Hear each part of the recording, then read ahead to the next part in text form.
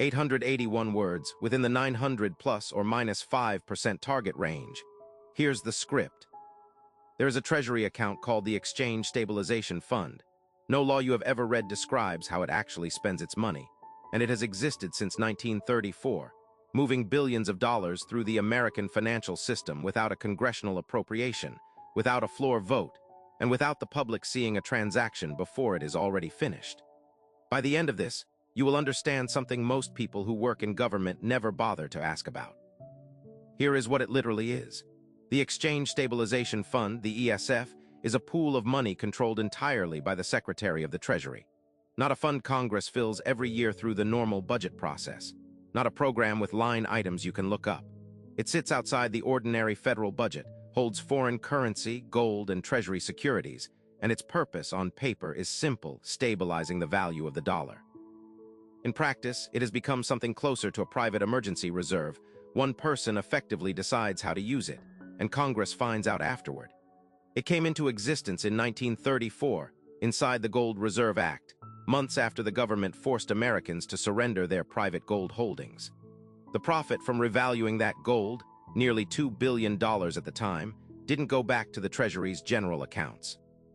It was placed into this new fund, and Franklin Roosevelt's administration built it specifically so the executive branch could act on currency markets without waiting for Congress to debate and authorize each move. No committee hearing created it. No recorded vote approved its structure. It was inserted, and it stayed, because in 1934, nobody outside the Treasury imagined it would still be operating a century later, untouched, and largely untouchable. Today, control sits with one office. The Secretary of the Treasury directs the fund, technically with the approval of the President, which in practice means one phone call, not a hearing.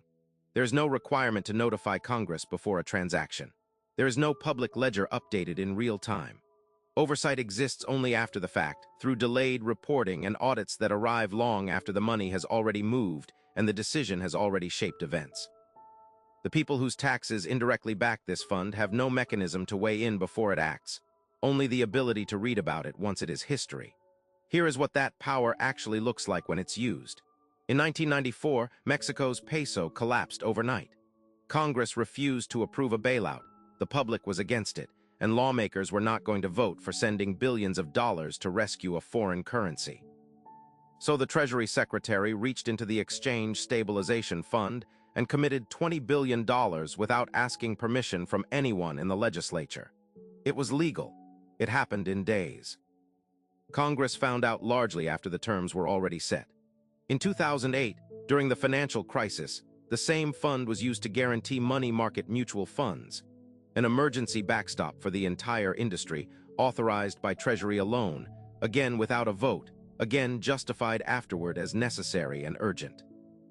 Ordinary account holders who moved their savings into money markets that week had no idea a single office in Washington had just quietly reshaped the guarantee behind their money. That's the pattern. A fund built for currency intervention has repeatedly become a tool for whatever crisis needs an answer faster than Congress can produce one.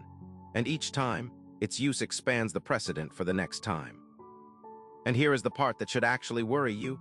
Every one of these actions was completely legal. This isn't a scandal of someone breaking the rules. It is the rules working exactly as they were written in 1934 to work.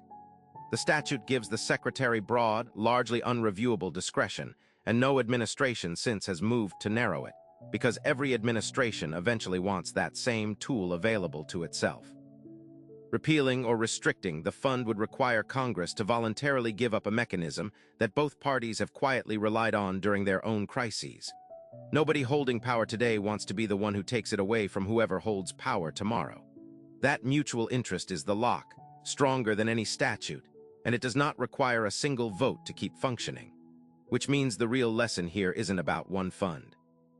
It's about how much of the machinery of government was built the same way, inserted quietly during an emergency, justified as temporary, then left standing because dismantling it later requires an act of self-restraint no institution willingly performs. The Exchange Stabilization Fund is not hidden because someone is actively concealing it. It's hidden because nothing forces it into daylight until it's already been used. That is a design choice, not an accident, and it means the boundary between elected government and unaccountable government is thinner than the civics textbooks ever admitted. So the question worth sitting with is this: if a fund like this could be built once, in a single act, during a single emergency, and never meaningfully checked again, how many other doors like it were opened in moments no one was watching and never closed?